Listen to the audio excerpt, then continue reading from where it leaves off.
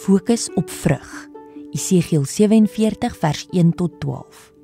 Waar die stroom kom, sal alles lewe.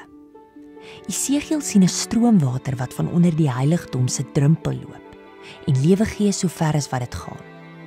Die groot hoë bome op die walle se vrugte is voedsaam en die blare genees. Selfs die dooie see se soutwater word vars, tot voordeel van die mense, die diere en selfs die visse. Waar die stroom kom, sal alles lewe.